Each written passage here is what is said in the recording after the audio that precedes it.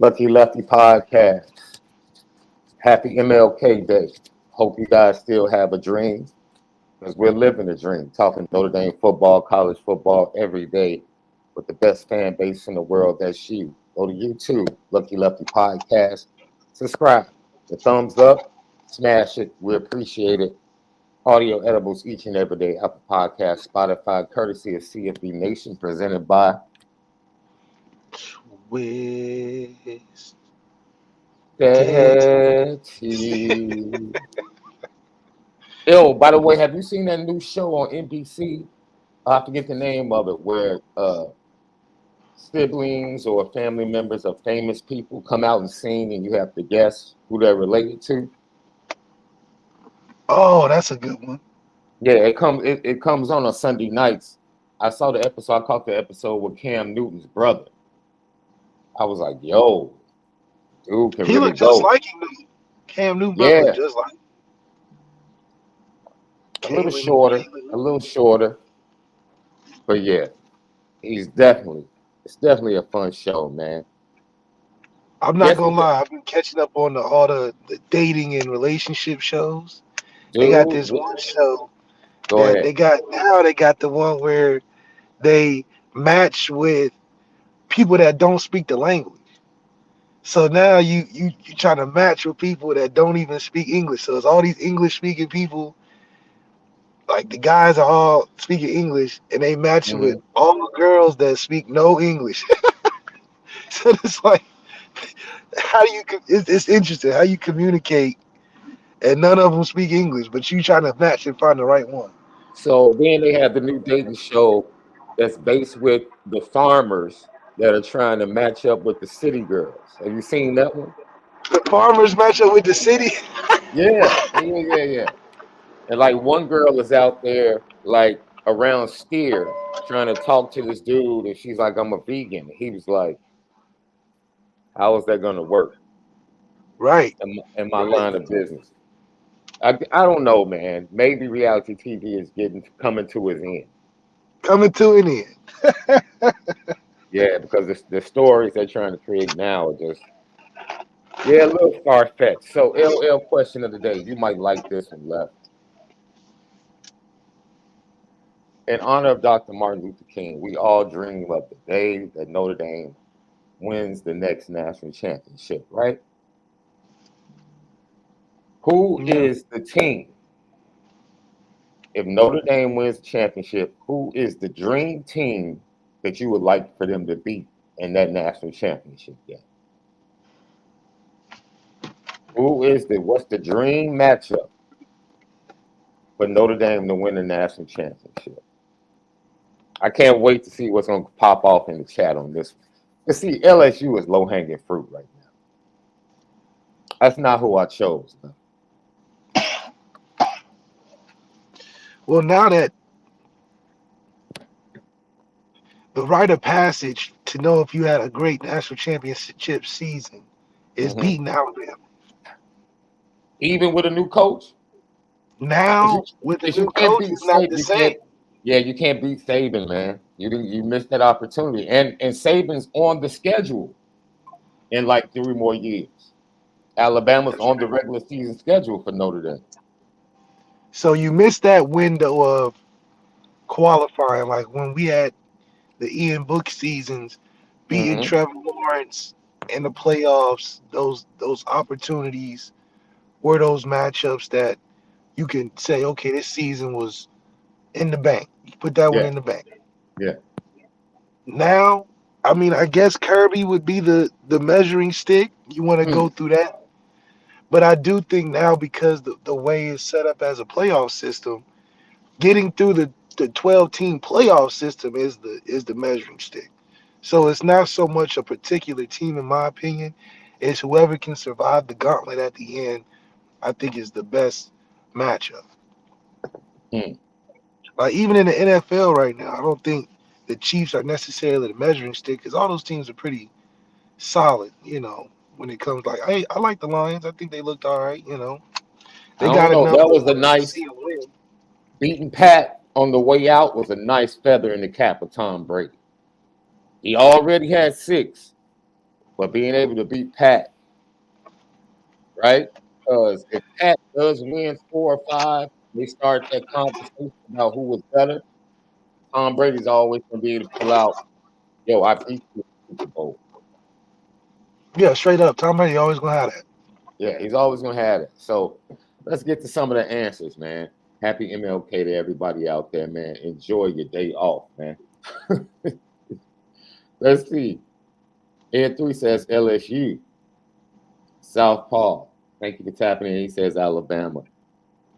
Mr. Andretti, thank you for tapping in. He says Miami or Florida State. Ryan Loftus. Notre Dame or Texas. Rob Tidoff. Ohio State. Jason Smith, LSU, no doubt, but UGA or Texas. Matter of fact, Rob, tell me how you feel about, the teams, the Notre Dame squad's improvement under Shrewsbury. I think they're getting better. You think they're getting better, don't you, Left? 100%. I Yeah, like what I'm seeing yeah. because even in the games against ranked teams and how Duke be doing other teams, I think the way we play Duke, it's like we're man. Listen, I feel more confident in these losses in Shrewsbury than I did with Marcus Freeman losing to Marshall. Mm, mm. So the losses that Shrews is having, I'm okay with because I'm like, okay, I know you got something cooking because we in these games now. We in these games that these teams that we're playing that are really good are smashing other teams, and we get smashed here and there, but we gonna give them a good game, and we're gonna be like, okay, it's because of we missing an X factor or we gotta be a little older, but I like what Marcus got. Little Shrews is all right. We got the bigs. The bigs is working. I just like how the team is gonna be nice in the next couple years. So from a development standpoint, you can see it. And hell, we could probably win a game or two in the tournament right now. I think by the time we get to March, we'll be ready to win something, or at least show that we've turned a new leaf in the basketball program. Let's get to more. Anthony Q says, I'm sorry, says Ohio State. MJ, the great Ohio State. I think the Ohio State thing is past for us because the way Michigan is doing them, they making Yeah, them look too beatable. Michigan has become the power in the Midwest, right? They making them too beatable, and even Michigan wouldn't be an impressive win for me because it's just something that we date back with Michigan going back and forth. So I don't ever think that we would ever give them that respect of, oh, this is the team that we gotta. It's more like, okay, we gotta beat our cousins. Mm. It's more Turkey Day, Thanksgiving football than it is, oh, this is the high and mighty Michigan. It's like, oh, I've been wrecking my cousin every year in Turkey Thanksgiving football. He get me sometimes, but I'll be whooping him, which can sometimes be more competitive. That's true. Jason Smith, thanks for tapping in. Texas is 1. There will be 3: Texas, UGA, Ohio State, any of those, and it changes the narrative. I'm D-Money. telling you, what's gonna make the difference is the gauntlet. Michigan may not survive and get to the championship. Georgia may lose a surprise game on their way to the playoff system eliminates the because look at basketball. Mm-hmm. The best teams in basketball usually don't make it to the Final Four. So as much as you can love Kansas through the year, Kansas is losing the Sweet 16. You'd be like, damn. And then you see a Florida Gulf Coast, San Diego State. Mm-hmm. So I do think that on a micro scale in college football being 12 teams, you'll see some of that too. You might see a team that gets hot in December. That's all you need is a team to get right at the right moment. Before the playoff system was built on, you got to be right all year. Yeah. Yeah, you got to be right all. Right now, it's just like NBA. The NBA and MLB, they have so many games. It's just like, look, we just got to catch fire at this point in the season. The NBA is so boring right now, bro. You think so? Oh, man. Dude, you look at the games, like half the games are blowouts right now. Last night was a fabulous game. The They had Milwaukee Sacramento game was good. yeah, that was a wonderful game. Dame time finally showed up in overtime. And then the Denver game was absolutely fantastic as well. Yeah, I don't And think it's too. I don't think it's too no, boring. it's too January, teams start checking out. They ready for the All-Star break. January is always the roughest part of the NBA season, dude. What was that last week? They had like a full night of the average difference in each game was like 18 points. It was like Damn. 7 blowouts. It was ridiculous. Somebody scored like 152 points in a game. It was just, man, it was ridiculous, bro. Is that because the skills better? No, it has nothing to do with skills, man. You're playing 82 games, dude. You can't expect athletes to be, dude. The best teams know. Hey, man, But you also got to think they expanded the NBA because there's a lot of talent in the G League too. You know, I think that in that everybody was kind of fired up trying to win that in-season tournament. Then after that, what are you really playing for? Everybody knows the push for the playoffs you starts playing after for the All February. Star break. Shit, Yeah, playing to be All Star, I guess. that's about it. Sean Paula says, yeah, Shrews putting in work. He definitely has those boys He hooping. got him hooping though. He do got him hooping. He, you know, the wins are gonna come because we believe we got shoes for a while. All we gotta do is catch one hot recruit on the trail. Shoot, man. Mhm. Basketball could be easy for Notre Dame too. Yeah, Cause I mean, yeah, the academic thing, you know, I think for a 1 year deal for some of these dudes, we could get that. We could get a 1 year in. Cause Notre Dame always gonna have a supporting cast. You're gonna get your bunch of Steve Kerrs, you know, you're gonna get you a Bonzi Colson on there, your little Draymond here and there. You're gonna have some shooters. We just need that Wimbenyama or something, you know. Lucky Lefty podcast. So, yo, were you impressed by the quarterback play this weekend, Left? Because we're about to, you know who I am. I'm the point guard of podcasting. That's That's my right. other nickname. I'm the PG of pods. I'm not just SD2 Mike. So, You of the course, we're pod going to, PG? I'm the pod PG. Of course, we're going to throw this boot into Notre Dame land. But we have to talk about some of the young quarterbacks we saw play this weekend, bro. Of course, the OG in sub-zero weather doing his thing with Rashee Rice in Kansas City, courtesy of Peacock, by the way. Highest streamed game ever. So Roger Goodell in the NFL win and a college football playoff game streaming coming soon. Coming You heard soon. it here. You heard it here first. It's on the way. A couple games coming soon. I wouldn't be surprised if the Super Bowl ends up being pay-per-view down the road, bro. Like boxing, I'm just saying. that would be. I don't think they could do that because then that would change Mm, advertising for these commercials, wouldn't it? Because not on public radio or why? public, sorry, They public. would be able to charge more. But as a public view, you wouldn't do that to your viewership. It's the most viewed sports event in the world. That's exactly why you do it, because you know people are going to watch. You would lose a lot of viewership though. No. Cass is just going to try to find somebody that's buying. I think it's a different impact than pay per view. We talking the Super Bowl, man. Bruh, when I tell you, see, you're talking about pay-per-view is literally North America and maybe Mexico, right?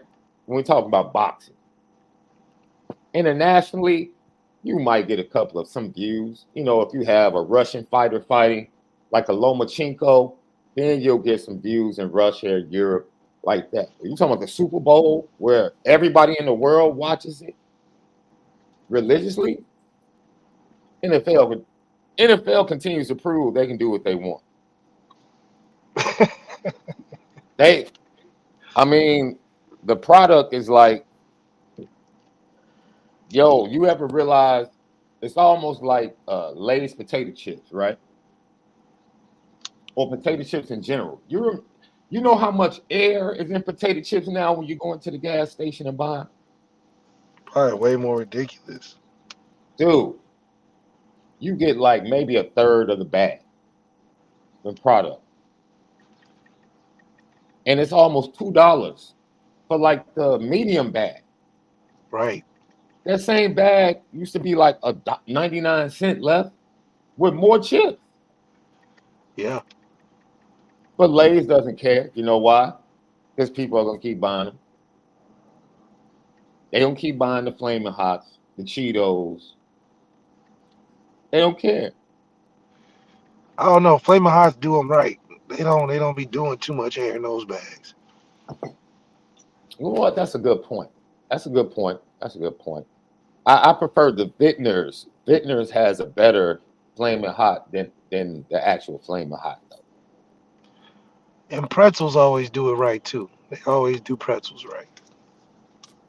So here you go, Left.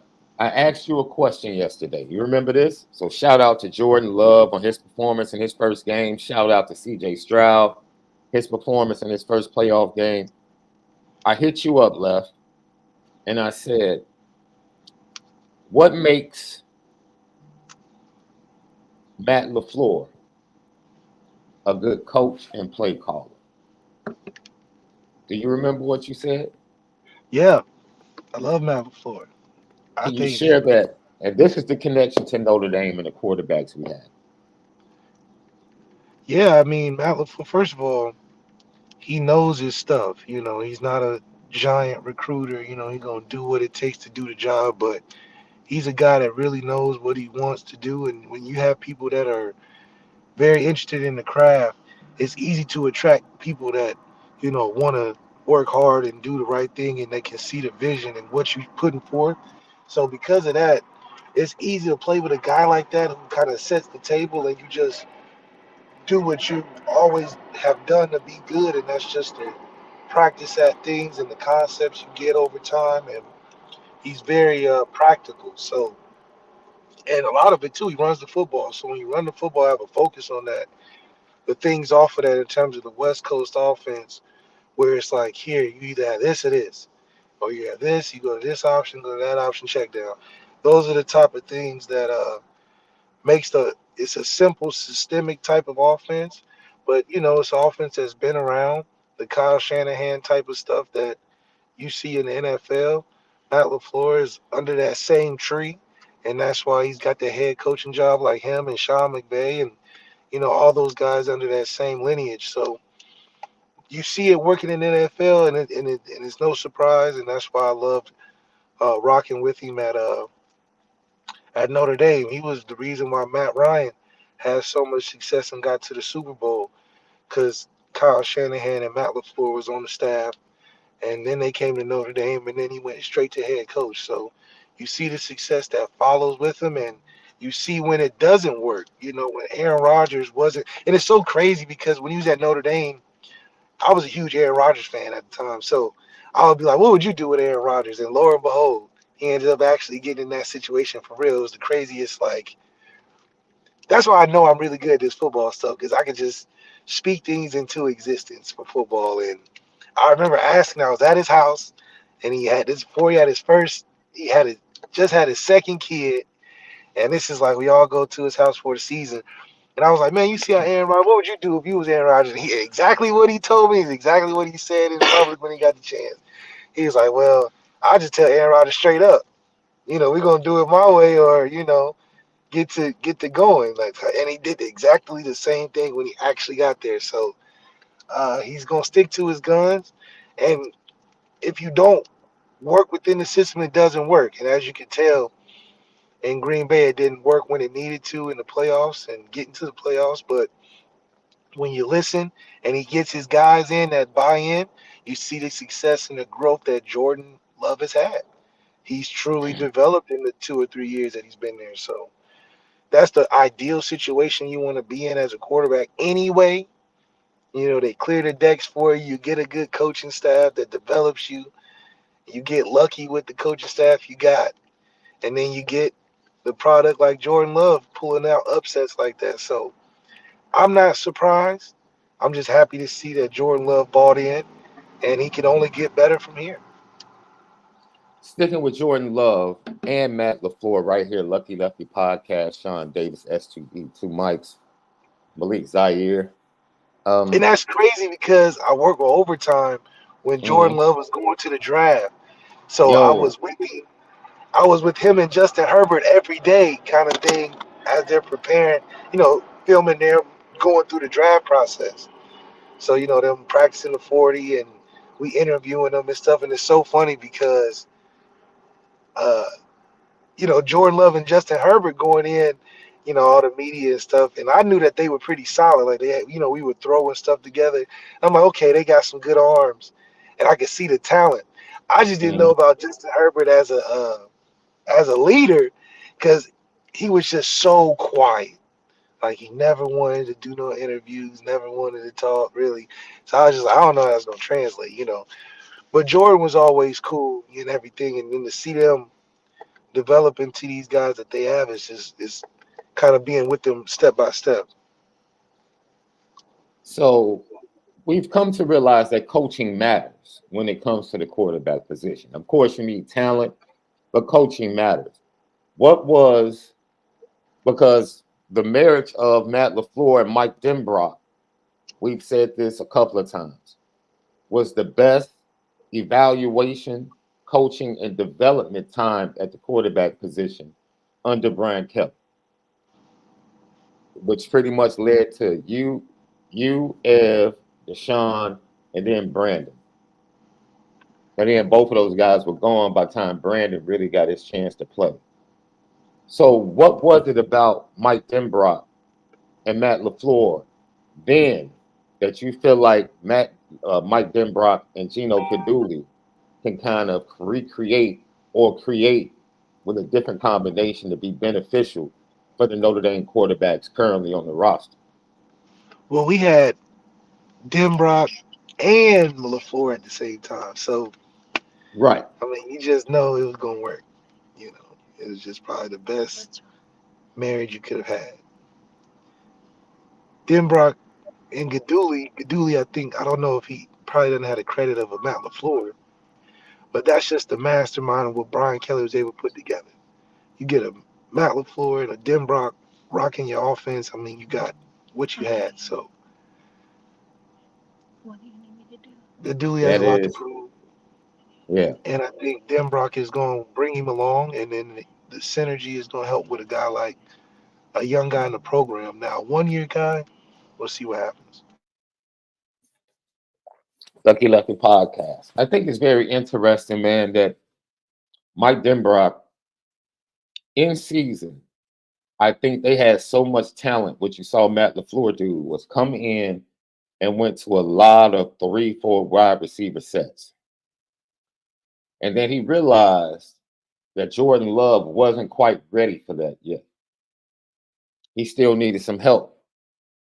And so he started to help him with protection, staying in 12 personnel. But in the 12 personnel, diversifying in the 12 personnel. See, this is when you get to really smart play call. Because really smart play callers can do so many different things out of the same personnel set that absolutely confuses some of the best defensive coordinators. I think that's what Mike Denbrock is going to bring to this Notre Dame offense in the biggest games. Because fans have been screaming, we need to get out of 12 personnel. We need to go to 11. We need to, and it's like, yo, Mike Denbrock in 12 personnel does so many things with motion and creates so many matchups. Dude, what he did to Dan Quinn yesterday from a matchup standpoint and schematic standpoint was like stealing from a baby, man. It was almost like he was playing on the lowest level of Madden versus Dan Quinn yesterday. Everything he went to, it was almost like he knew it was going to work. And I think Mike Denbrock is going to bring that type of thing to Notre Dame because you have to, your tight ends are always going to be a strength in Notre Dame. So it bodes well when you can put 2 tight ends on the field, especially if you can run the ball, right? And they just, all they did yesterday was run, play action, dude. run play action, and the play action kept Micah Parsons from being able to just barnstorm and pass rush.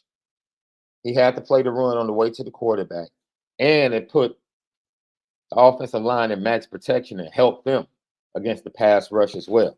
So the diversity of doing things within, not just, going from 11 to 12 and 12 to 13. Like, dude, can you stay in 12? Split your guys out. I saw a play yesterday that I think they can use a Jeremiah Love. They went 5 wide in 12 personnel, empty backfield. Motion, like all teams do. They go 5 wide, then they motion the running back into the backfield to see if you're in zone or man. They fake motion the running back into the backfield and threw a quick screen to the running back out of that. And Dallas had no clue. But that was 12 personnel. That's the type of genius that Mike Denbrock can bring to this offense, especially with the tight end position being a strength. And Yeah, and then the other thing too, Mike Denbrock knows exactly what makes Notre Dame work. So for him to go back and use the same formula and throw some additives that he learned at LSU, you can expect him to guide this in a way better way that other coaches can rally around, because it comes back to identity. Mike Denbrock has an identity on offense. Period. In what they say, end stop. The identity that we had before was convoluted. So because Mike Denbrock has an identity, it's easier to latch on to that. Just like Al Golden has an identity that when developed over 3 years, it's a monster defense. Okay. So bringing in that consistency, that level of identity that he'll bring back to Notre Dame, mixed with the play action, mixed with the run game being a focus but not the foundation necessarily, he'll take what he took from LSU with the pass game, and now you got something dangerous. You just need a guy that can operate and guys that can make the plays. Man, you look, it's very interesting that as we move forward, you also said this. In a matchup like that, Left, in a matchup of big games, college football playoff, where you have a great play caller and offensive coordinator and a great defensive coordinator, and let's just say the talent is equal, who has the advantage in that matchup? If the talent is equal, If the talent is equal and you have an offensive coordinator and defensive coordinator that are both good at what they do, great at what they do, does either one have an advantage? I think the advantage comes to who are the X factors, the playmakers, in the clutch situations. Like, the great players are the ones that in tight situations they make the plays needed to win. And I think a lot of the times coaching can get you to that point of where you can make the play, but as certain players can make it and some can't. It's the great equalizer of football, is that it happens in moments. And usually we know the great players like the Kyle Hamilton, Florida State, catching the pick at the right moment. Not just having the pick, but catching the right pick at the right moment, taking his helmet off. All of that contributes to having a fantastic win, So I think that, it's built in moments, and so it comes from that. It's interesting that you talk about that. I asked somebody else, and this is what they had to say, and I want to see if you agree or disagree.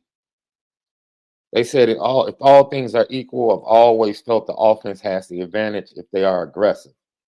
But that's really my answer. Who is more aggressive in this scenario? If that's part of the all thing being equal, it's still OC, because offense should be offensive, whereas defense is more reactionary, even if you're aggressive with it.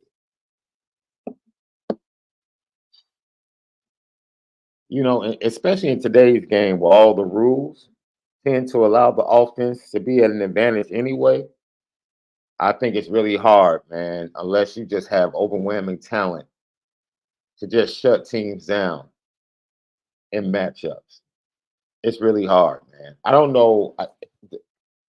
because LaFleur was on, dude. LaFleur was on fire yesterday. Left. I don't know if Dan Quinn had anything in the chamber. Yeah, sometimes ain't nothing you can do, man. When you got that Nothing you can rhythm do. going, Yeah, it's like, man, everything he called, just like, oh, that's just a great call.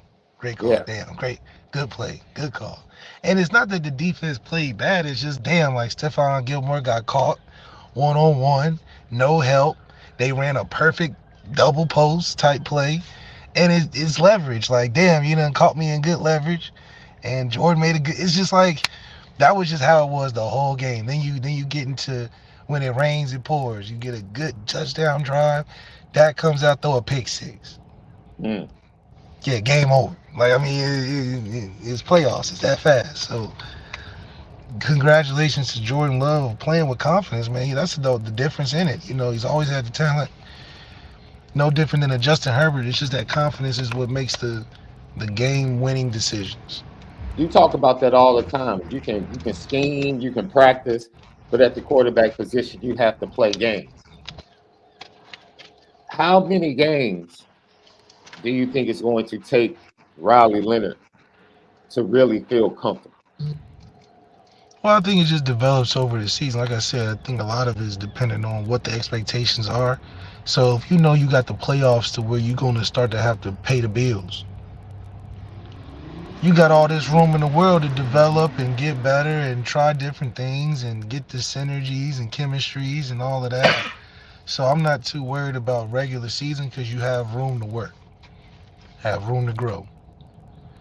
So when the rent is due in these playoffs, that's when it's time to show what you've been working on. Now, if this was the season before, unfortunately, you got the warm-up games before your 3-game contract, like a Sam Hartman. Right. Now it's, okay, we giving you 10, 12 games to get right. Now, when it comes to these playoffs, we expecting great things. Lucky Lefty podcast. The run game, Left. The run game is going through a transition with Mike for Denbrock coming. It was already pretty good. The talent is there, even with Audrey Estime going to the NFL. Today is the deadline for declarations for the NFL as well. I think the one big name we're waiting on is Caleb Williams, who more than likely is going to announce sometime today. But the talent's there. You get Aeneas Williams, you get Keidron Young coming in. How do you see Mike Denbrock shifting more from that power running game with Audrey Estime and maybe going back to some of the things we saw with a Sierra Wood or with a Theo Riddick and getting guys involved? Maybe the offense will look more like what we saw yesterday from Green Bay with Aaron Jones, using him in different ways, getting him out in space, getting him to the outside. You know, do you see that type of transition happening with Mike Denbrock? Yeah, Mike Denbrock definitely is going, or should go to the strength of the team, which is our versatile players. I mean, right now, we still don't have a dominant number one at receiver. So the next thing is, okay, you got the Jeremiah Love and the brigade behind him. Mm-hmm. So now you got to mix match, you do some different things, but it also makes the job of the quarterback easier because those players are usually standing next to him as opposed to standing way on the other side. So with him being able to run, you can see a more of a dynamic offense of just playmakers catching a lot behind the line of scrimmage or 3 yards in front of the line of scrimmage and them doing the rest of the work.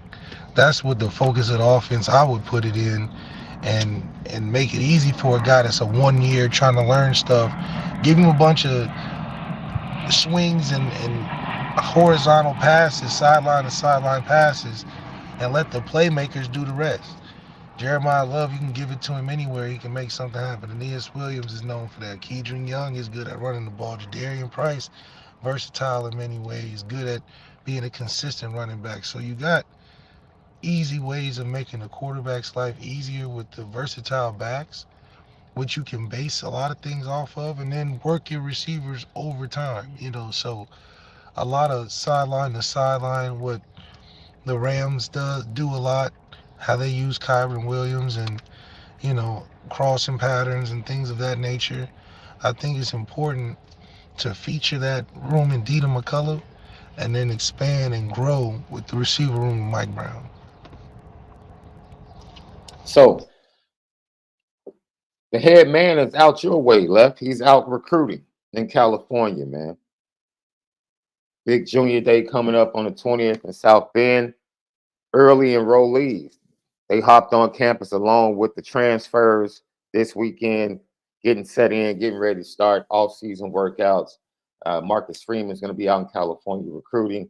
You got Mike Brown, Mike Dickens, and Gino going to be out there with him for a couple of days, and then they'll go to different areas to recruit. East Coast, Marty Biaggi, your boy, and Al Golden, they're going to head that up. And then Joe Rudolph, man, big time moves with Matty Augustine and Will Black. He's going to be on them in the Boston, Connecticut area. Yes, Left, they're going to Connecticut again, but it's for an offensive lineman.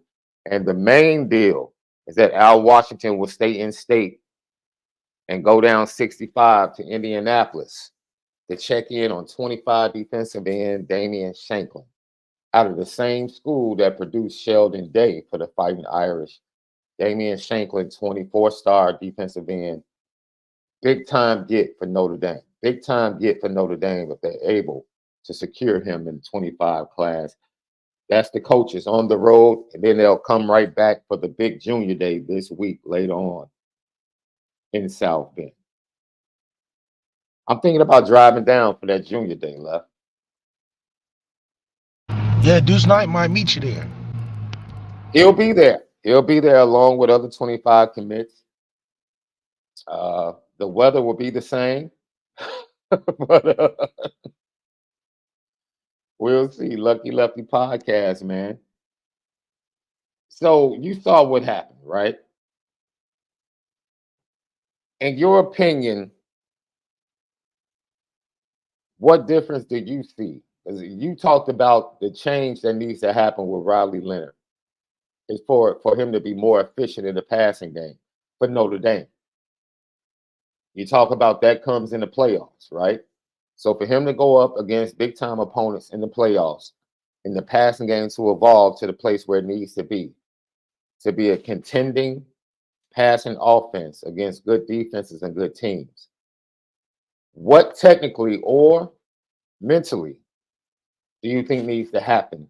Because there's actually something technically that we know was done by Matt LaFleur to help Jordan Love, but then Jordan Love mentally had to make some changes in order to get better and throw, what, in the last 9 games, 29 touchdowns and 1 interception? That's absolutely insane, Left. That's like, yo, that's the all-time heater at the quarterback position, bro. Yeah, I mean, he just has to focus on not turning the ball over in situations like this when you don't have to be the best player on the team. Focus on just doing your job. If you got to read the corner on the high and low, just read the corner. You don't have to, because you're the best player at Duke, be like, okay, I got to high-low the corner, but I need to possibly try to fit it in over here because we need some yards. Or I got to hold on that, run around, make some plays, try to get downfield. So understanding you don't have to do it all may not seem like a big thing, but to a guy coming from that to this, that's a huge transition because it's all about playing within yourself and not having to do more than is asked of you. Because we got guys, I mean, you can obviously take it upon yourself to do more and be the star of the team, but the chemistry is what matters. You got the Spurs neglecting Wembanyama when it's like, dude, he's clearly the best dude on the team. Give him the ball. You know what I mean? So Shan want to just dunk it all the time, make bad play point, or do all this. It's like, dude, if he's open, give it to him. He ain't hard to find. He's the tallest dude on the court. They just be acting like he fitting in like a role player. No, he is the star. But you see how when they play that he's a role player position, they're not effective. So treat the stars like the stars. your Jeremiah Loves, your backfield, your potential transfers. Show them love, because that's the chemistry that's going to win. If Riley tries to say this is the Riley show with the counterparts, I don't think it'll go as far. I think he wins the Heisman more like a Mac Jones than he does like a Jaden Daniels in Denbrock's offense. So be a distributor of the football. Yeah, we're not interested in seeing you get 2,000 yards running, 2,000 yards passing, because I think that just defeats the purpose of having all the talent we have on the team. You know, it's like coaching to your strengths. You got to play to the team strengths too. His strengths are doing a bunch of running and throwing and all of that. Listen, if you get 1,000 rushing yards, that's perfect. Because we want them other 1,000 yards to be split between the backs, you know, because they're capable. So, you know, something to keep in mind. Chris Mitchell came from the most receptions leading the whole country. You know what I mean? He got to get at least half of that. You know what I mean? Yeah. Yeah. We ain't saying he got to get 71, but hell, give him a good 40 range, you know. Bo Collins, give him at least 50 targets, you know. It's something to satisfy the guest at the dinner, you know what I mean?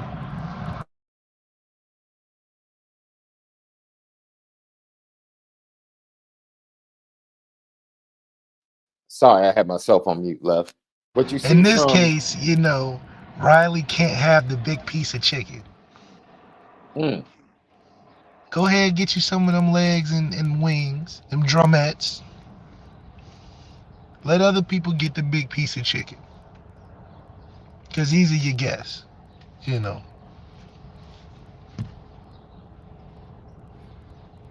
Lucky Podcast, man. Once again, happy MLK Day. We got your dream matchups for national championship win for Notre Dame. Pretty much the similar answers, Left. Similar answers. But I have a sneaky one. Because we saw what? We saw Ohio State. We saw Michigan. We saw Georgia. We saw Texas.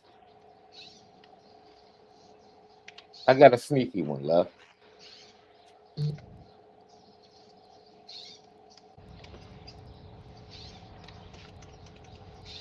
I want to beat USC in a national championship game, Left. Yeah, that'll solve the rivalry. I just thank you. It's almost like I got you down, right? I hit you with the stone from my, my weapon, like David did to Goliath.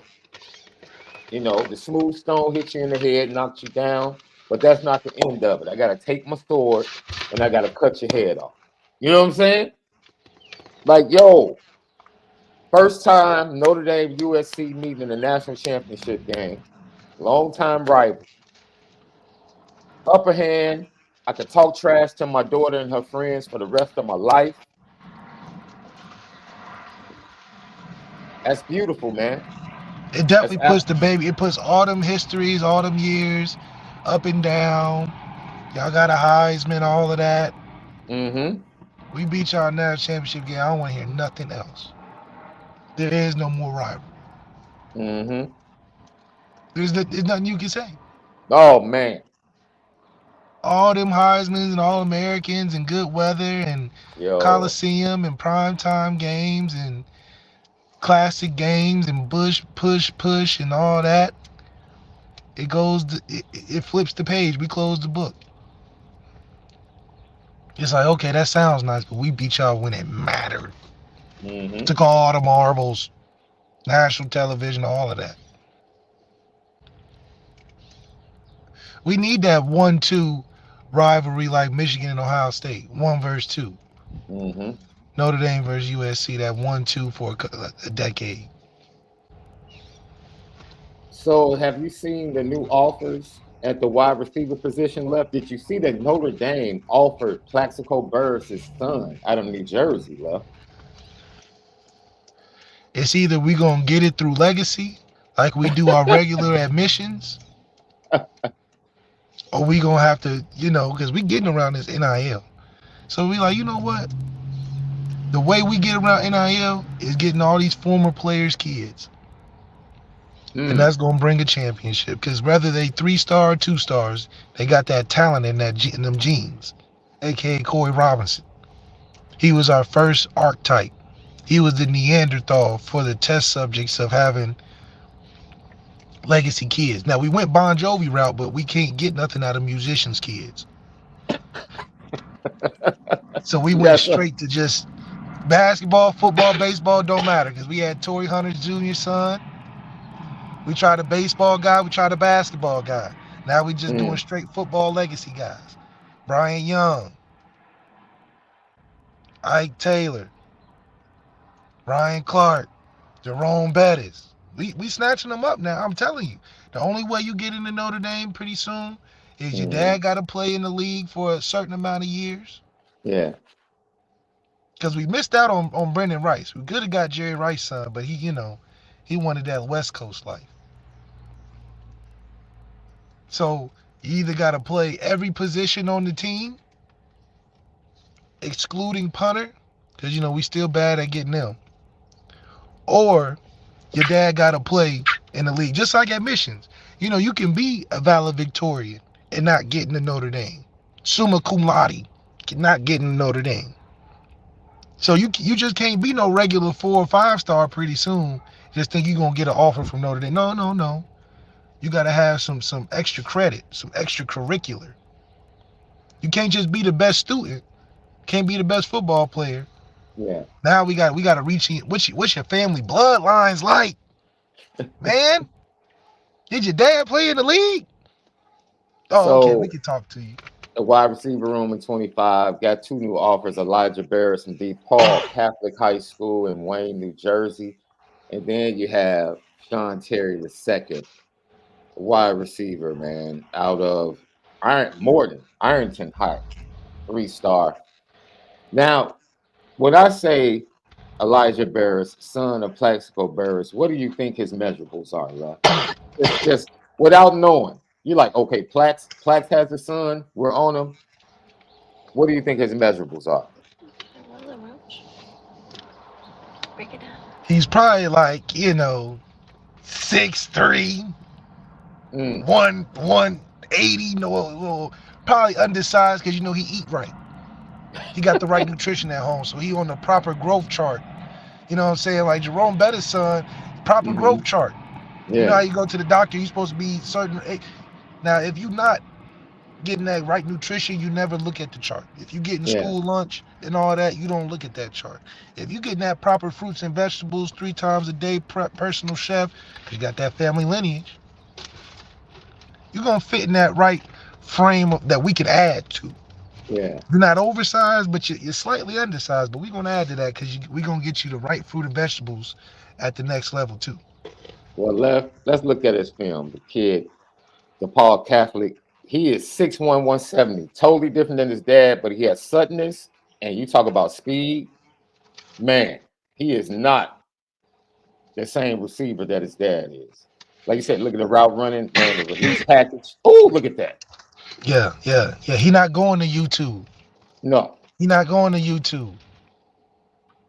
Wears number 17, just like his dad. Like I said, in and out of breaks real quick. Great. He just like Chris Henry's son. Chris Henry's son out of Ohio, that's pretty good, going to Ohio State. Going to Ohio State, yeah. It's like, look, I don't have to watch it long to know. Give me the first 10 seconds. Just like with music, Sean, all you need to hear is that first boom, boom, bap. That first boom, boom, bap. Oh, okay, this song, I'm going to turn it up. Or you going to skip it. Yeah. Because it doesn't take long. If you know Jay Dilla made the song, you know it's an automatic. Yeah. It's an automatic. Oh, I know there's going to be some fun. I don't even need to hear it too long. Oh, your dad played in what? He played on what team? Oh, okay, we good. Now, it's not like basketball where it's different. I think that's just an entirely different route. Now, it has some credit. You get a Carlos Boozers, those twins, they nice. But not every basketball son got the potential of a football great. You know what I mean? Michael Jordan's son is the proof. Michael Jordan's sons are the proof. But Hey, but they're great businessmen, dude, because his oh, son absolutely. graduated in 2.5 years from Illinois and started No, running they the great. company. No, they're great, just not at basketball. See, LeBron James is just doing everything he can to make sure, because they on borderline. You know, the genes and the legacy gonna carry them through. But they not a Zion, you know, they not just coming out just ready to take over the world. Bryce has his size. Bryce is gonna end Bryce up got being like Bryce 6'7". don't have a mentality though. Bryce just a good kid. I think the game comes real easy to Bryce. Absolutely. Like Bryce, like the new generation, got all the new tricks of the, know how to do the jelly fam and the things you see on N1 mixtape and all of that.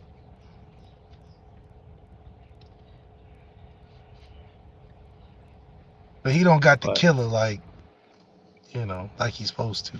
Not yet. As I said before, Sean Terry II, Ironton High. Ironton, he's from Ohio, Left. He's from Ohio, Left. So I know it's getting, you're excited. Where is Ironton at, Left? Ironton, Ohio. Where is that exactly? Where'd you say? Ironton, Ohio.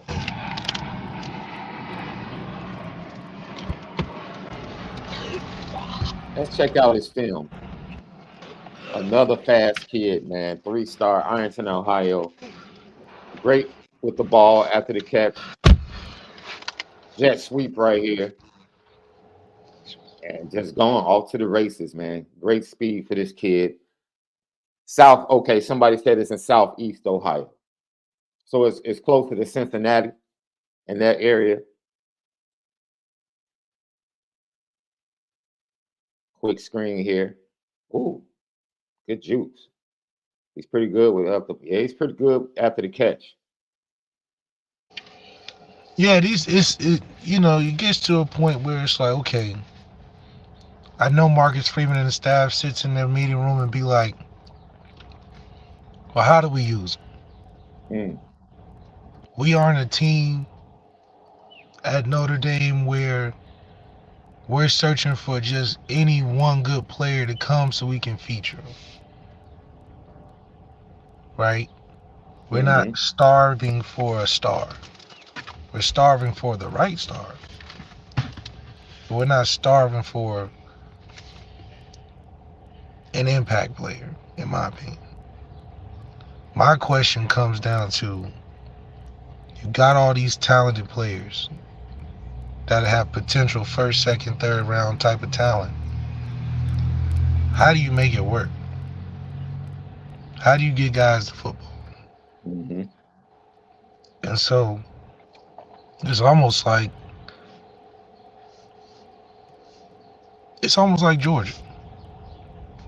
Georgia has a bunch of talent, and a bunch of talent leaves just because they realize the fit. There's a lot of cooks in the kitchen. So until we figure that out, in my opinion, I don't want to waste talent by just not highlighting what they're good at, because we got other guys that are good at the same thing. Now remember, Denbrock was around when we was loaded with talent and then using one guy at a time. Right. He was there when we was using Josh Adams like we didn't have no other running backs.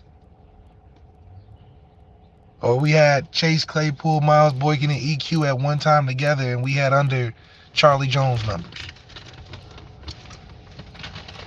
So, will that be a successful thing for us? I don't know.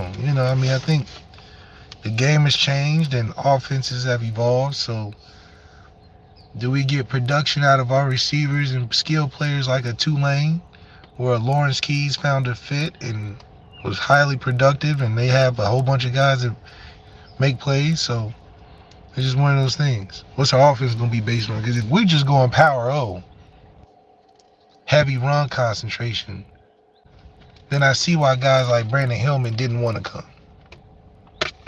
Because he's like, damn, No, Brandon Hillman couldn't get in. It ain't Oh yeah, as well, you're gonna run into that too.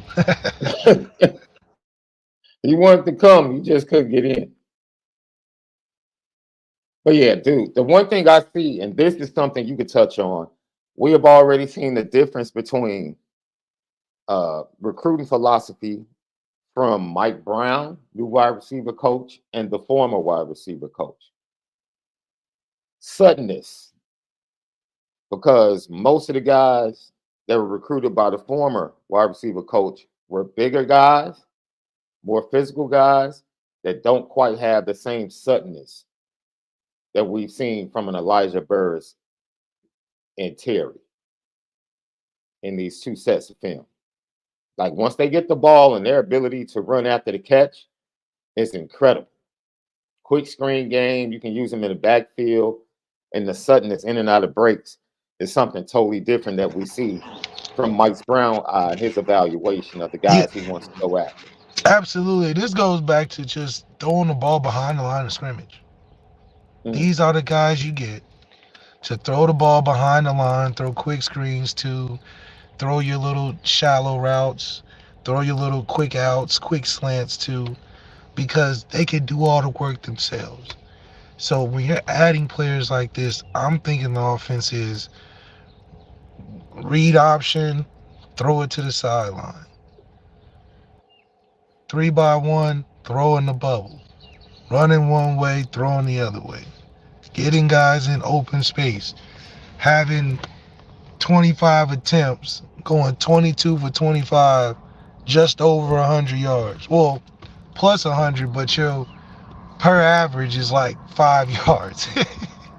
You need 30 of 31, 400 yards, and your average per completion is 5 yards because everybody's just making plays for you. That needs to be the offensive mind.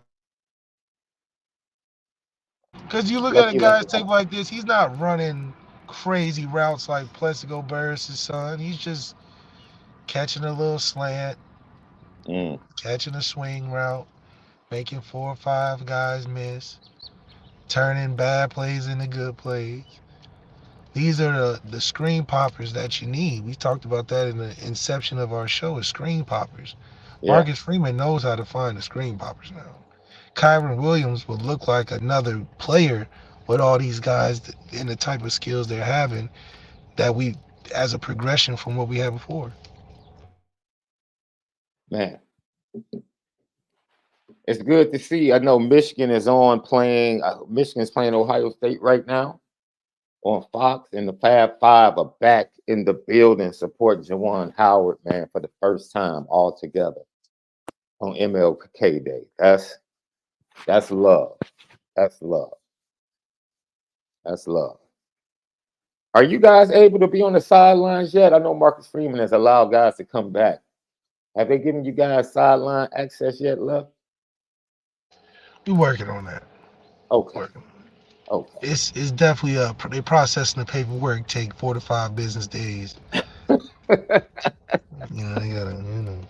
gotta do everything by the books up there, man. Gotta go get my fingerprint. You know how to go get your fingerprint done. And then you gotta send it over to the government, do your background. You know how they, Yeah, man. Lucky Lefty podcast. It is a great Monday, man. Hopefully everybody is enjoying it. Stay warm where you're at. If you're traveling, make sure that you go out and get to your destinations in safety. Notre Dame football, college football. Man, Left, what was your lasting impression from what we saw? Wild card weekend. We got 2 games left today. game managers. Are you giving Dak Prescott $60 million, bro? That's the question. Man, listen. It wasn't nothing that we didn't know before. We just didn't want to acknowledge it because it was Cam Newton saying it. He wasn't lying. He wasn't lying. What's carrying Brock is a good coaching staff. He got one of those Matt LaFleur, Sean McVay types. But even then, Just like they let go of Jared Goff. You can only be a game manager for so long. So yeah, Brock Purdy will have some success until he's called upon and put in that position where you got to make them throws. Yeah. And then you're going to go back and be like, damn, that's why he was Mr. Irrelevant. Hey, man. It is vitally important that people realize that if Brock Purdy happens to lose next week, he don't get the same grace though. You know, he's not going to get that same grace.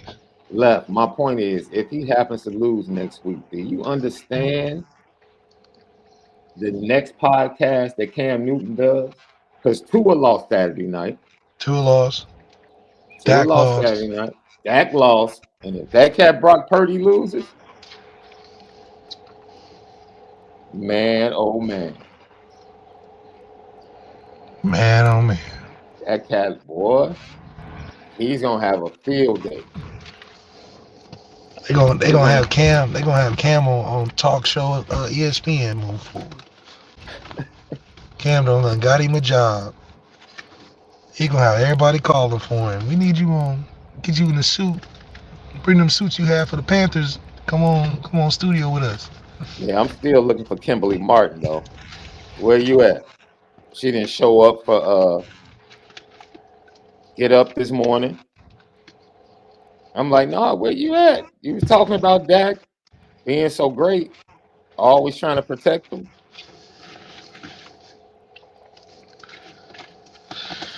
Dak just, you know. There's no way. Well, he's just a fourth rounder, man. He's just a fourth rounder. But there's no way you can give that man $60 million left. I'm sorry. Why not? What you mean? Why not? Left, you would not give that man $60 million to not win a championship. But that's unrealistic, though. I don't care what it is. I'm talking about winning a championship. I'm trying to go find a quarterback that can win a championship, bro. Out of 32 starters, you talking about two. What do you mean? I'm talking about two. Two that can actually that you can pay for, knowing you're gonna get a return on investment. You got two. Oh, well, I mean, so it's like you letting go of Dak ain't gonna get you closer. Hey, that is so kind of the reality. Huh? I guess that is kind of the reality, right? Yeah, I mean, it's either you get to the playoffs knowing you don't got one of the two that can actually is worth the money. So everybody else is just like you paying to get you there and then to try. I mean, hell, Jalen Hurts going through the same thing. I'm just glad he got paid first. I'm just glad he got his money because they gonna replace him and make his journey look real quick. That's why the goal is to be these backup dudes, these Sam Darnolds and stuff. These failed upward quarterbacks, Kyle Allens, you know. Y'all need to be more office mates than quarterbacks. You know, be man, I get the coffee every day, dog. Man, Josh Dobbs got too high up and thinking he gonna be a starter for real. Man, listen. They put him so quick on that fourth quarterback inactive depth chart. I'm like, dang, dude. Man, Paulo, stop that. The score was 48-18 with 6 minutes left in the fourth quarter. Nobody care about them last two touchdowns. I don't want to hear about that dude putting up 32 points. The game was over when it was 27-0. 27-0. Well, stop. Nobody cares about that dude's inter-calorie. These dudes in prevent defense. That's the only way he started scoring in the fourth quarter. This dude putting up points in garbage time. Cat's trying to stick up for him, talking about, well, he put up points. He also gave up 14 points that led to them being down 27-0. But that's what he's known for. Garbage. That's who he is. That's who he is. But that's where all overachievers succeed. They just not gonna quit.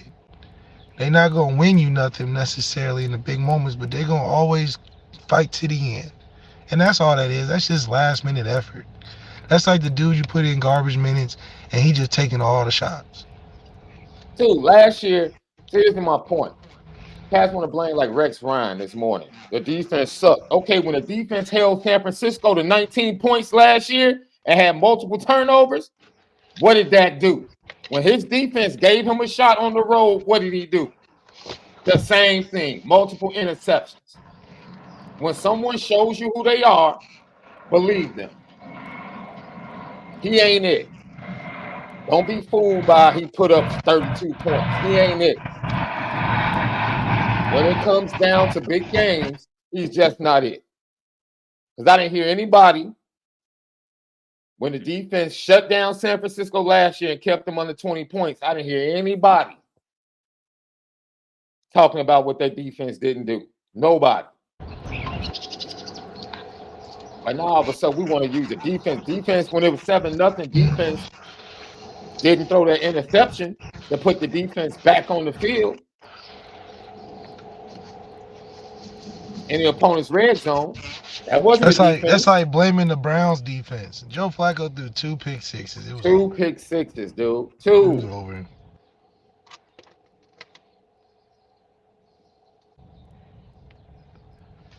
It was over. 2 pick sixes. It was over. Jeremiah Wusu played good though.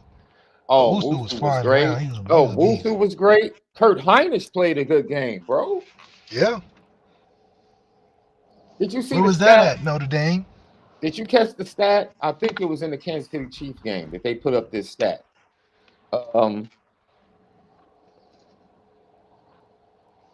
Notre Dame had the 3rd most players in the playoffs on playoff rosters. Man, you know that. Behind Alabama and Georgia. Don't say it too loud. They're not going to give us no credit. 21. Alabama and Georgia were tied with 31.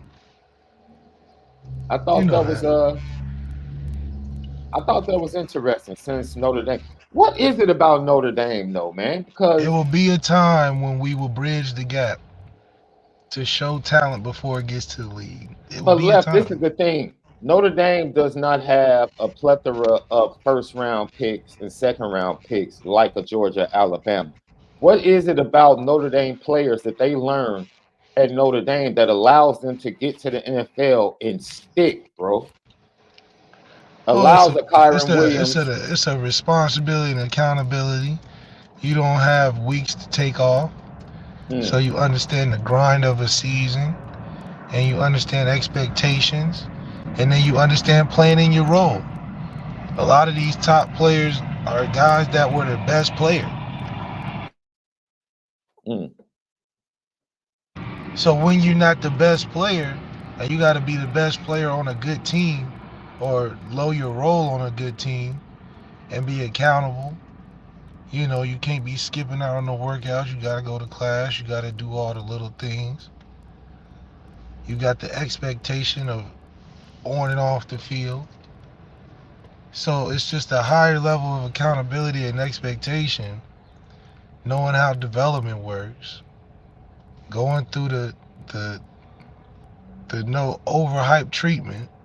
You develop a sense of work ethic outside of just, you know, you understand how to work within a process of the game, you know.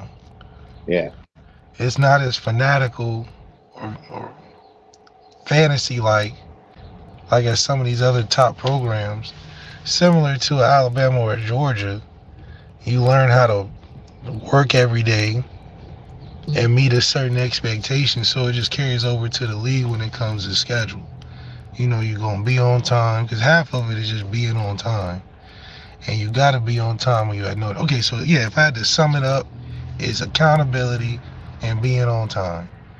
So I already know at Notre Dame, just like at Florida, just like at Georgia and Alabama, that schedule is life.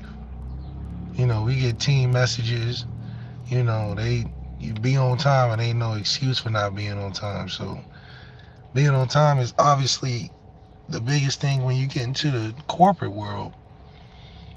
Not even performance. It's just, can you be on time and be where you're supposed to be? And then can you be accountable and be responsible?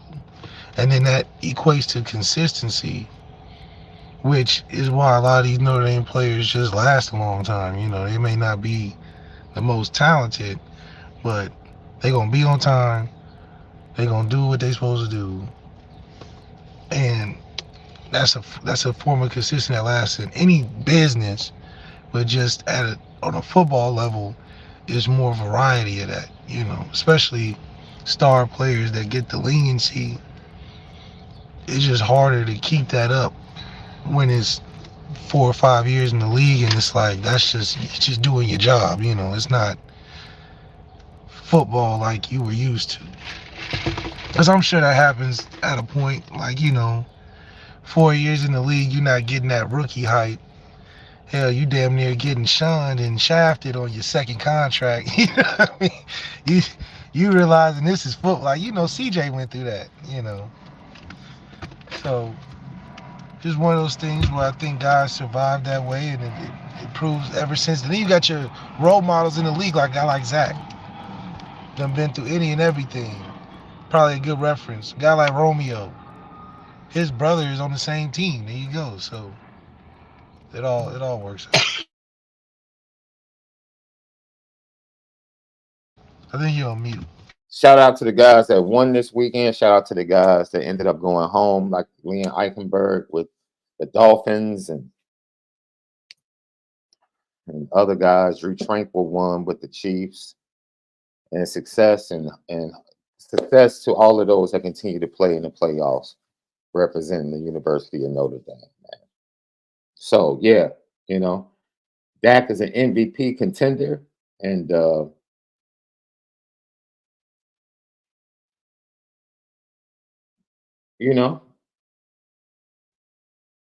franchise quarterback. That's what we hear, right, Left? He's an MVP contender, equal to Lamar Jackson. He's a franchise guy. He's a franchise quarterback, right? He's a difference maker. He's a difference maker. This is what I have to say to the people that say Dak Prescott is a difference maker. Oh, it's fake. He got you. Who you say gave that to you? Yeah, he's fake. He's fake as that $100 bill in Rush Hour that Chris Tucker had in the kitchen. He's fake. What makes it He's fake. Man, stop protecting this dude. Just because he a brother, just because he a quarterback, that dude is fake. That dude is fake. You saying him as a person? What? Like, is he talking about Russell Wilson type fake, or you just saying he's not? No, fake as far as he ain't a dude. Oh, nobody said he was a dude. I don't know him as a person. I'm not about to talk about him as a person. I'm talking about on the field. I mean, he's a franchise guy. Right? The Cowboys have always kept giving him a wide receiver, always giving him a running back, and have always given him an offensive line. He has never played one season without any of that in his career. Ever. This man went from Amari Cooper to CeeDee Lamb. Perfect transition. Tyron Smith and Zach Martin together for years on the left side of the offensive line. Hall of Famers. He goes from Zeke to Tony Pollard. Heck, he had Zeke and Tony Pollard in the backfield together for years. And in the biggest moments, he continues to come up short. What did you say Riley Leonard needed to do, Left? All you need to do is distribute the ball. He can't even do that in the big games, Left. He didn't have to be special yesterday. He just had to simply distribute the football. And he couldn't do that against a bottom three defense against the pass. Do you realize, ladies and gentlemen, as we get ready to let you go enjoy your holiday, you realize that Tommy DeVito and Bryce Young were NFL Offensive Players of the Week back-to-back against the Packers defense? Tommy DeVito and Bryce Young, NFL Offensive Players of the Week, back-to-back weeks against that pass defense.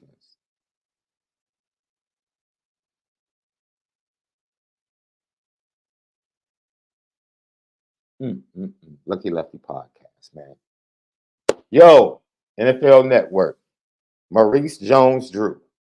My man, the pause you had on air when your host asked you whether or not, in light of the struggling Chiefs offense, whether or not the Chiefs offense or Andy Reid, Patrick Mahomes, and the Chiefs offense could ride to the Super Bowl. You know what he said. Maurice Jones-Drew, your pause and your face and your look gets you a ticket on the petty train, my bro. You didn't have to do that to that dude, man. You knew what he was trying to say, man. Was it a pause moment? Yes. Was it hilarious? Yes. But you didn't have to throw that man under the bus because the pause gave it away. Your face gave it away, man. You didn't have, he was, yo, it's crazy. I'm Andrew, I'm sorry. I'm not impressed by stats, bro. I'm not impressed by stats. People give me efficiency stats for Sam Hartman this year. It's the same conversation. Oh, look at Sam Hartman's efficiency. Look at his efficiency stats. He had a good season. That dude was 1-2 in the games he was brought here to win. Period. And he stunk in those games. So I don't care about stats. I don't care about him being top 5. He ran up those stats against bad teams. Period. When he played San Francisco, they got boat raced, and he was terrible. When they played the Packers, he got boat raced and was terrible. When he played good defenses on the schedule this year, he was pretty average to terrible. So I don't care about stats. I don't care about that top 5 stuff. What do you do? See, that's the beauty in Kobe, LeBron, Jordan. Like, you go look at their regular season stats, and they'll average 31, 32. I know this for a fact with Michael Jordan. Michael Jordan would average 31, 32 points in the regular season. Then go look at his playoff average. His playoff average would be like 36, 37. Easy. That's greatness. That's greatness. I care less about your regular season stats. What you doing in these big games against the best competition? That's what matters at Notre Dame. That's what matters at Notre Dame, Left. I'm glad you could say it, dude. And I was just pointing out, Left, I threw Kobe, LeBron, and MJ in the same boat. You can go look at their stats in the regular season. And I just threw out a number. They'll average 30 points a game in the regular season. Then you go look at their playoff stats, and they averaging like 36, 37. That's right. Because as the competition goes up, they take it to another level. That's a true trait of greatness, man. And it is what it is. Much. It's just hard to do. Dude, he is the quarterback. We did a show. Remember, we did a show on how the Dallas Cowboys and Notre Dame were pretty much the same organization. Yeah. He is the quarterback of the Dallas Cowboys. It's different. It's different, yeah. It's different. You just automatically assume you're supposed to win it all. And I don't care that man. People rubbing his back, clapping. Man, I love the way he stepped up to the podium and put it on himself. Who else is it gonna get put on? You're the quarterback of the Cowboys. Riley Leonard, if he doesn't get it done, guess who is going to get put on? Automatic. And it should be, you know. It is what it is. It's tough. We're not paying $2 million for it not to be.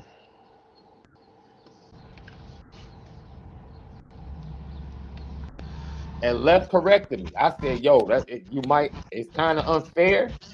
And Left was like, no, man, when you get $2 million and you sign up for it, what's unfair about it? It's like the Army. You sign up to get that Camaro, and then mess around. They say, hey, it's time to go overseas and fight in this unknown land. You got to go. Mm-hmm. They didn't say you got to sign up. But when right. It's time to get it done. You got to do it. It's not unfair. Yeah. You could have been driving the Hyundai. You wanted the Camaro. See, I don't want to hear that he was a 4th round pick. Tom Brady was a late round pick. Brock Purdy is a late round pick. I want to do. You got an opportunity to win games, win the game. Nobody want to hear nothing about that. Kyron Williams is a 4th round pick that missed 6 games this year and was the 3rd leading rusher in the NFL. I don't do these excuses. You're a franchise quarterback for the Dallas Cowboys getting paid $50 million. You step on the field, nobody cares about you being a 4th round quarterback. Because he didn't say anything about being a 4th round quarterback when he walked into Jerry Jones' office, did he? To get Well, that when it was check. time to get paid, yeah. When it's time to get paid, he didn't say nothing about being a 4th round quarterback. He went to Jerry Jones and said, I'm a dude. His agent said he's a dude. Okay, you a dude? Then show up in the playoffs. That's it. Show up.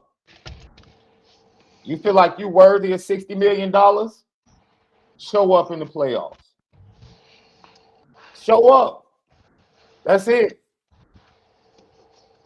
That 4th round, that's why I don't like that 3-star, 4-star stuff, dude. 3-star, 4 don't mean anything. Will Fuller was a 3-star. But it's not uniform though, because we're It's not like, talking dude, about Justin. But we're not talking about Justin Herbert doing anything. And he was a 1st round pick. And he got, so I don't like that it's not uniform. I do think that wait a minute. he's When you franchise say we, guy. who are you talking about? Because I roll on Justin Herbert all the time. I'm saying in terms of the expectation. I understand what you're saying. It's not fair across the board in the media. I understand. I'm saying in terms of the respect of him not being a franchise guy. But I think he's a franchise guy. Left. Being the quarterback of the Chargers is not the same as being the quarterback of the Cowboys. It's just not. Being the quarterback in Notre Dame is not the same as being the quarterback at Illinois. It's just not. It's not. It's not. But unless the Cowboys got the 2 quarterbacks that can win it, I just don't know why they don't think he's the franchise guy. No, they do. They do think he's the franchise guy. See, first of all, let's clarify. What's the definition of a franchise guy? A guy that can win games in the regular season? I think a guy that can consistently take you to the playoffs. Okay, there's a whole bunch of dudes that can do that. It's 10 dudes in the NFL. No, it's not. Okay, let's count. Okay, let's count them. Okay. Let me get my pen. There's 32 quarterbacks. Yeah. And the ones that can do it is under 10. The ones that can do it consistently is under 10. Now, by saying consistently, you're saying that Patrick Mahomes is 1. Lamar Jackson is 2. Lamar Jackson is 2. Joe Burrow is 3. This is not ranking. I'm just going down a list. Jalen Hurts has proved he can get to the playoffs. Josh Allen has proved he can get to the playoffs. Dak Prescott has proved he can get to the playoffs. Right? That's 5, right? Where we at 5? 2. That's 6. Tua has been to the playoffs in back-to-back years. That's 7. Wait a minute. What do you mean? You're counting Tua as the guy that gets you consistent after he's been in the playoffs for 2 consecutive years. What do you want, dude? Okay, keep going. You can't. CJ Stroud is in his first year, so if you don't want to count him, that's fine. That's fine. Jordan Love is in his first year. You don't want to count him, that's fine. Brock Purdy has been to the playoffs 2 consecutive years. Now, so where we at? I don't know. I mean, that's sitting on 8, and I didn't even count the rookies. That's 8, and I didn't count Justin Herbert because he's only been to the playoffs once because he lost to Trevor Lawrence and the Jaguars last year. So, like I said, it's 10 because Jared Goff is 1. Jared Goff is 1. I mean, I don't know about consistently. He's gotten there a couple times. I mean, he's been to the Super Bowl in the playoffs with the Rams, and he led the Lions to the Super Bowl. I would give it to him. I mean, we could be sticklers, but I would give it to him. So you right around 10, like I said. I thought you said less than 10. I said 10. I said it's 10 guys in the NFL that can get you consistently to the playoffs. So that would be a franchise guy. Dak's one of them. Okay, so it's 10 guys. That's what I'm saying. Like, it's not like he's in a rarefied, and it's really 12 because the future is bright for CJ Stroud and Jordan Love. And eventually, I believe Bryce Young is going to get teams to the playoffs. Eventually.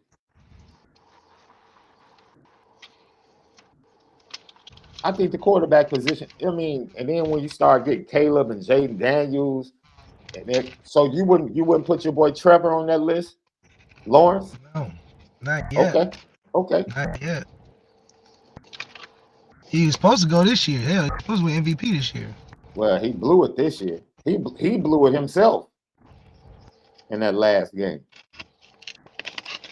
I know, so, you know.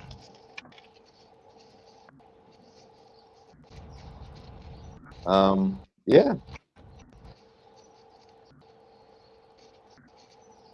I guess you're right. So yeah, pay him $60 million. No one has said that Dak sucks. We just said he's not it. It to do what? He's not. It's okay. He's not a difference maker, yo. He's not going to win you playoff games unless you have a loaded team around him, a dominant defense, and players on offense. He's not winning playoff games. It's been proven. It's been proven. Yes, I agree. The defense played worse last year, but when the defense held the number one offense in the 49ers to 19 points last year, what did that do? He did the exact same thing he did yesterday. So in 2 years, the defense played well against the 49ers. They stunk it up against the Packers. Dak has played the exact same way back-to-back years. The same. He stunk. So one side you can say the defense had a bad day because they didn't play like that against the 49ers last year. You can't say that about Dak. Dak is being Dak and who he's always been recently in the playoffs. That's who he is. And to say that and be honest about his performance is not saying that he sucks. It is an admission that if they don't, and there's no way for the Cowboys to build around him, giving him $60 million left, they can't do it. How are you going to build the necessary team around him in order to win and advance in the playoffs, giving him $60 million? How do you do that? You can't do it, Left. That's the problem. That's the problem. Now, if you're giving Patrick Mahomes $60 million or Joe Burrow $60 million, but that's not Dak's problem. That's the market's problem. You telling me you're not going to pay? It's not Dak's problem. It's Jerry Jones' problem. He has a decision to make, yo. Do I pay this man $60 million knowing that the team is not going to be good enough to win around him? So are they better or worse than the rookie? Say it again. Are they better or worse with a rookie quarterback? At some point, Left, they're going to have to make the decision to move on. Where are we going? We're just going to stay here in the middle or just say, oh, we can get to the playoffs? That's not why you play the game. You play the game to win Super Bowl. And they can't pay him $60 million if they're not getting the ultimate return on their investment. That means nobody deserves $60 million but 2 or 3 players. Left. That's the problem. That's not the problem. No, that is the problem. Once Daniel Jones got that $40 million, I told you what was about to happen. I told you it's going to continue to be a problem. Why are we complaining about the little money? It's little money. No, it's not little money when you can't win with a $60 million quarterback unless they are difference makers. You just said there are only 3 difference makers in the league. That's what you said, right? Yeah, I'm saying in terms of paying him the money that the market is asking. Unless you're saying what now we should talking about getting quarterbacks this other dude. than Patrick Mahomes and Lamar get 60 million, or is This it is only reserved for a couple guys? Because should Dak make running back money? dude. Don't I say the same thing? I feel like it's only 3 players in the NBA. No, I would say more. It's only 8 players in the NBA that deserve max contracts, in my opinion. Zach LaVine is not a max contract player. He's not. I'm sorry. He might not even be the best player on the Bulls right now.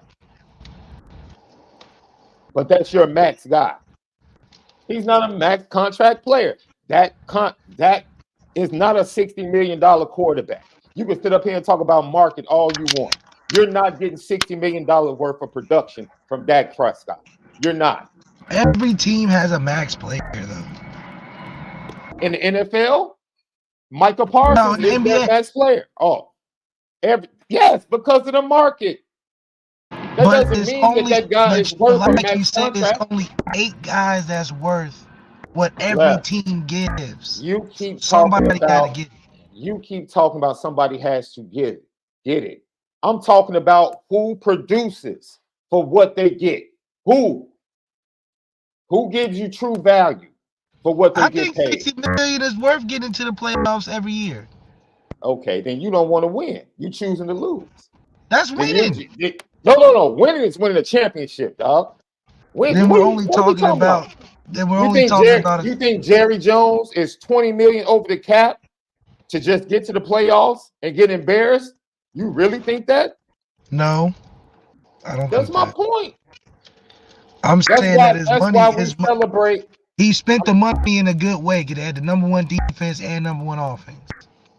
No, so my point is. So if you looking at it from he like, well, I spent the money I was supposed to. It just didn't work because you don't have the 1 or 2 quarterbacks that can actually do it. That's just. But that's like, are we paying for realism, or are we paying unrealistic expectations to not pay the guy what he's worth? Eventually, they're going to.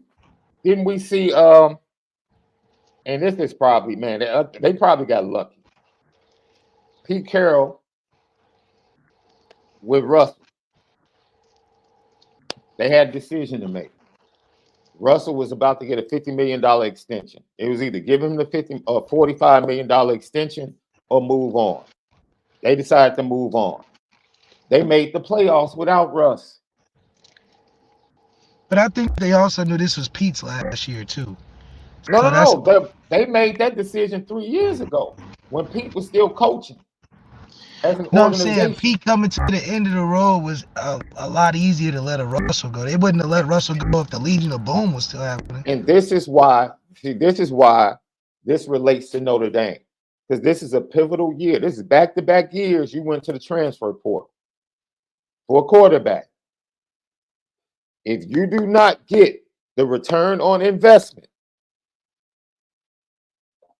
you're going to have to move away from that. And they have the horses now recruiting to be able to do so.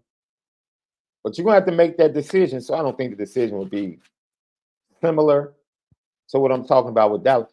Look, Jerry Jones has to have a real conversation and say, yo, do we ride this dude out another 4 years, not win a Super Bowl, and end up 4 years down the line having to go young and start over? I'm an 81-year-old owner. Do I make the decision now and cut bait and trade that to a team? You can get a first-round pick for Dak Prescott. You can trade Dak,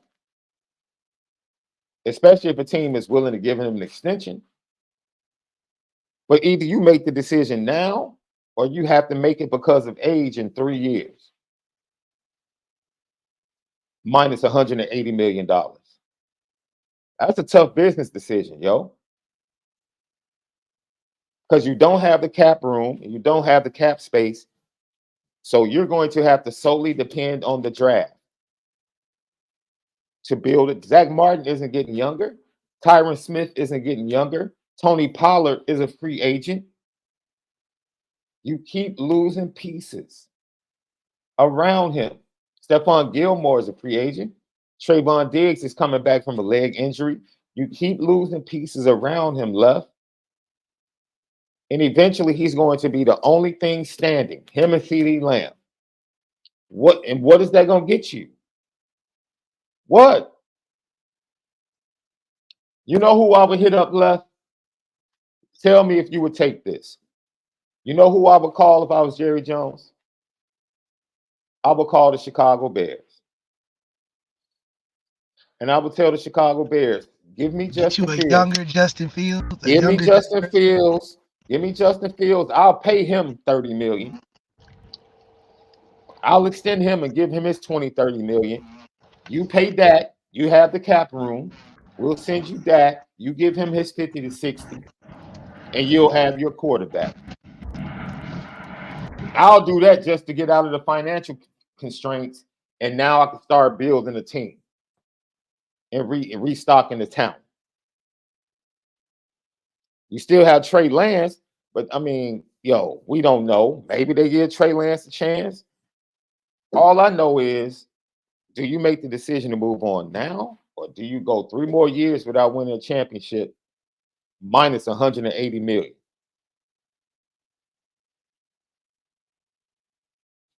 That's a tough decision, bro. Right? I think it was a tough decision for Notre Dame to go to the portal this year. But Marcus Freeman, he cast his die.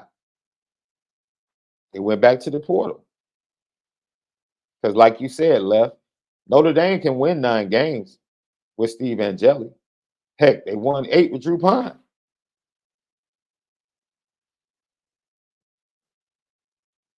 You know, we'll see. It's a great conversation to have, man. Great conversation. I think these are the type of conversations that are going to come up in college football. Right? Because you feel like Jalen Milroe needs to transfer, right? Yeah, I mean, I think a perfect example is how these receivers, Isaiah Bond made the transfer easy, fast. I think Jalen Milroe should take the same way. Isaiah Bond knew what was going on. If Jalen Milroe was that dude, he wouldn't have transferred that fast. So, and you would think with Kalen DeBoer coming over with, like, he's about to have 3 wide receivers taken in the first 2 rounds of the NFL draft, you would think Jamie French and Ryan Williams, the top 2 wide receiver commitments at Alabama, wouldn't decommit, and both of them decommitted. So that goes back to what you were saying, Left, when you felt like, yo, 7-5 for the Crimson Tide next year. Like when you lose when you lose Nick Saban as the dude, it's going to have a lasting impact in multiple ways.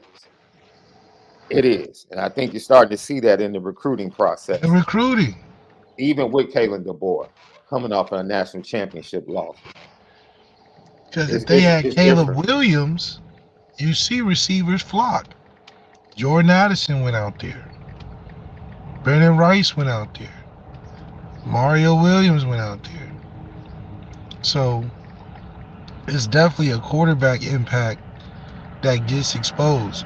Yeah, Jalen Milroe can attract guys when you got Nick Saban, but can he do it individually? No. Yeah, that's a good point, man. I can't defend that. I still think their floor is 9 wins in the first season with Kalen DeBoer, but we're starting to see with all these decommitments from the class and possibly more to come that